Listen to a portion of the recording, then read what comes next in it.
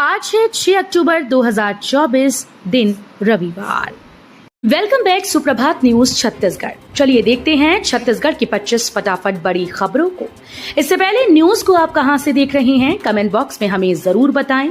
साथ ही वीडियो को लाइक करें। किसानों पर महंगाई की मार, प्रमाणित बीजों की नई दरों में हुई बढ़ोतरी। छत्तीसगढ़ राज्य बीज और कृषि विकास निगम लिमिटेड के द्वारा रबी फसल सीजन के दौरान निगम द्वारा किसानों को उपलब्ध कराए जाने वाले आधार व प्रमाणित बीज नया दर घोषित की गई। रबी फसल सीजन के दौरान सभी तरह के अनाज, दलहन, तिलहन के बीज पर किसानों को पूर्व की अपेक्षा 10 रुपए से लेकर 3500 रुपए तक अधिक खर्च करना होगा। इस बार एक नहीं 4 नवंबर से मनाया जाएगा राज्योत्सव।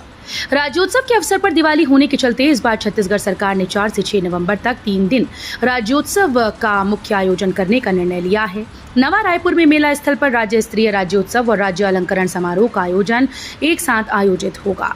मुख्य सचिव अमिताभ जैन की अध्यक्षता में हुई बैठक में ये निर्णय लिया गया। संस्कृति विभाग के सचिव अनबलगन पी ने बताया कि राज्य स्तरीय राज्योत्सव का शुभारंभ नवा रायपुर स्थित राज्योत्सव मेला स्थल में 4 नवंबर 2024 को होगा। जल्दी कीजिए, बस आखिरी मौका, इस तारीख तक बना सकेंगे आयुष्मान कार्ड। छत्तीसगढ़ शासन और स्वास्थ्य परिवार कल्याण विभाग द्वारा 100% आयुष्मान कार्ड बनाने के निर्देश दिए गए।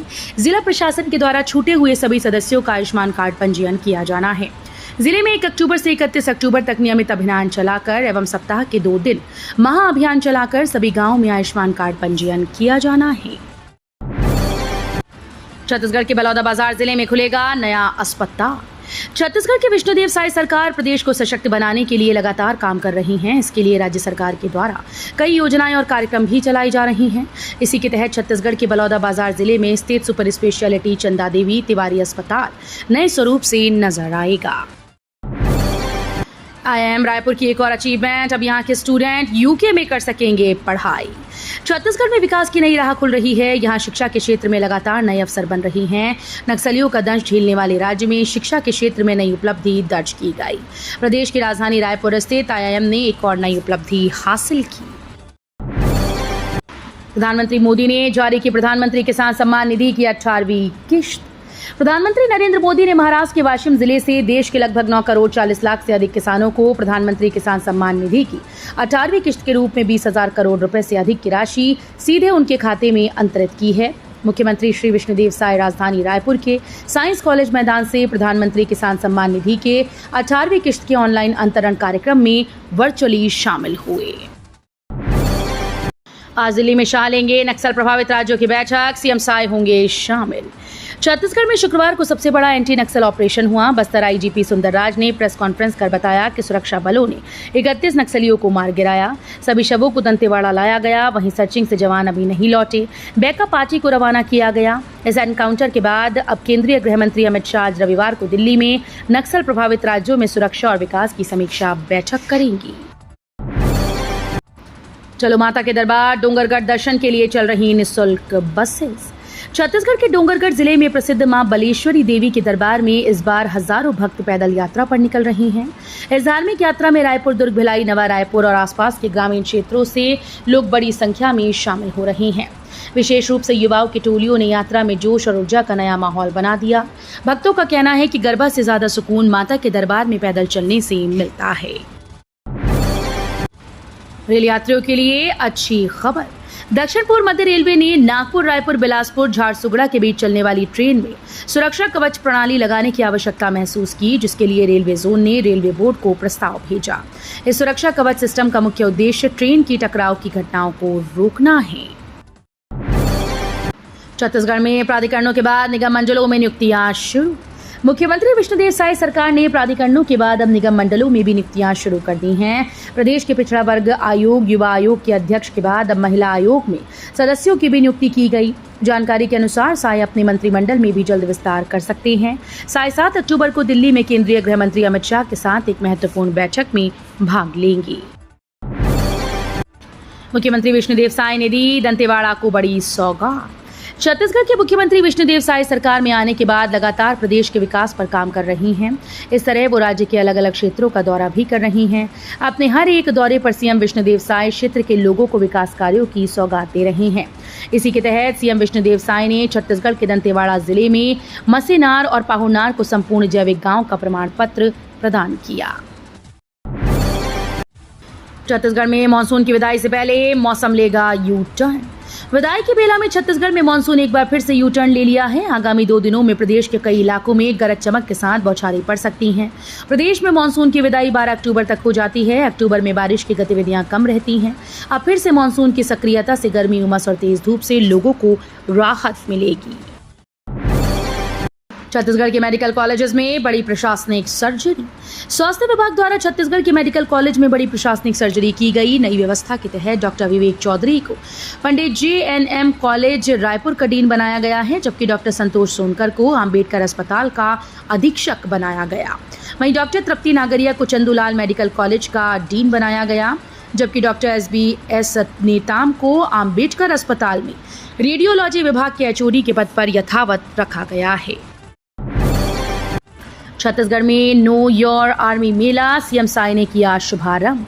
छत्तीसगढ़ की राजधानी रायपुर में नो योर आर्मी का शुभारंभ हो गया है, जिसका उद्घाटन मुख्यमंत्री विष्णुदेव साय ने किया। इस भव्य आयोजन में भारतीय सेना के लगभग 500 जवान अपने रणनीतिक कौशल का प्रदर्शन करेंगे। कार्यक्रम में दर्शकों के लिए भीष्म टैंक, 950 गोलियां प्रति मिनट दागने वाली राइफल और 50 से अधिक अत्याधुनिक हथियारों की प्रदर्शनी लगाई गई है। छत्तीसगढ़ की अनीता साहू ने किया कमाल, गांव में रहकर तय कर रही करोड़पति बनने का सफर। छत्तीसगढ़ के विष्णुदेव साय सरकार प्रदेश की महिलाओं को सशक्त बनाने के लिए लगातार काम कर रही है।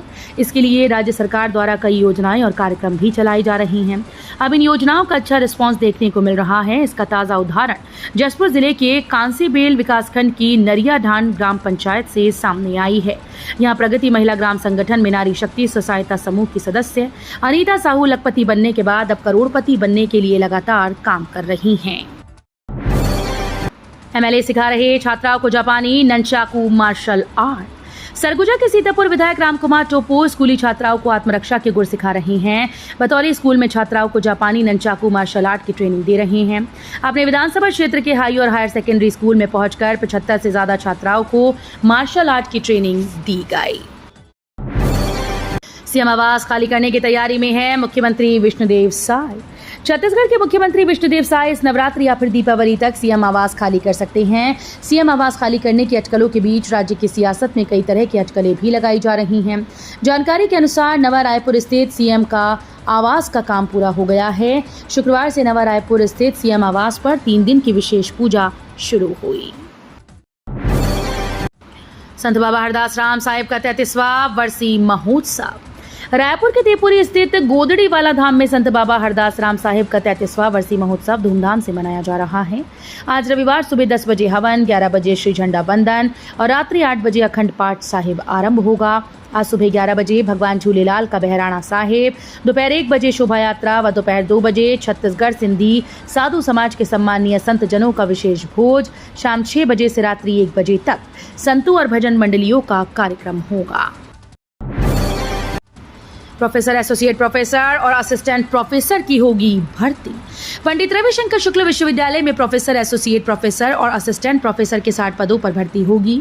इसके लिए वैकेंसी निकली है। इस भर्ती के लिए आवेदन करने वाले इस बात का जरूर ध्यान रखें कि ये निर्धारित समय पर विश्वविद्यालय पहुंच जाएं, अन्यथा आपका फॉर्म रिजेक्ट हो सकता है।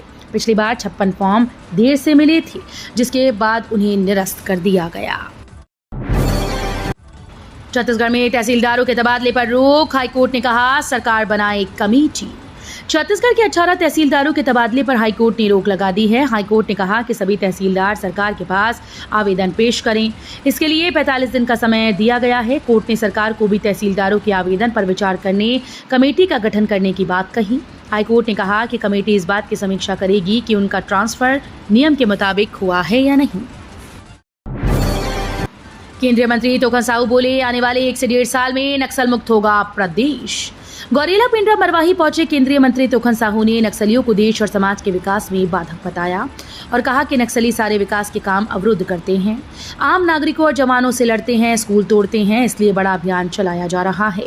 भारतीय जनता पार्टी की सरकार और प्रदेश के जवान पूरी मुस्तैदी से काम कर रही हैं। आने वाले 1 से 1.5 साल में हमारा प्रदेश नक्सल मुक्त होगा। इमरजेंसी में आए मरीजों को नहीं मिल रही जरूरी सुविधाएं। अंबेडकर अस्पताल में MRI, CT स्कैन और सोनोग्राफी करानी है तो यहां 10 दिन पहले से नंबर लगाना होगा, क्योंकि यहां ना तो समय पर मरीजों का CT स्कैन हो पा रहा है, ना MRI, न सोनोग्राफी। यही नहीं, यहां इलाज कराने आए मरीजों के लिए डॉक्टर जो दवाइयां लिख रहे हैं वो भी यहां के मेडिसिन काउंटर पर उपलब्ध ही नहीं। अव्यवस्थाओं के कारण मरीजों का इलाज प्रभावित हो रहा है।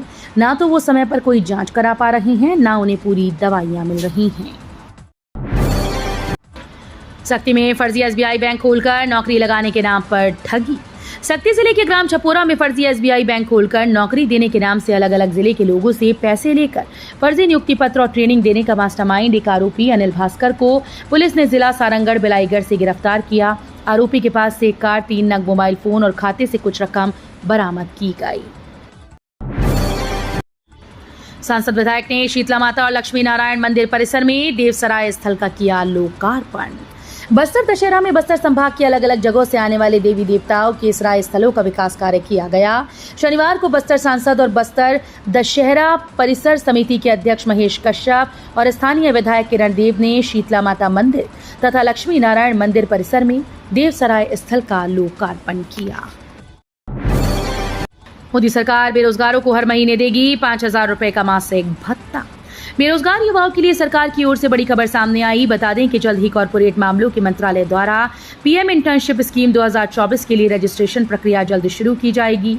जो उम्मीदवार इस योजना के तहत आवेदन करना चाहते हैं वो ऑफिशियल वेबसाइट पर जाकर आवेदन कर सकते हैं।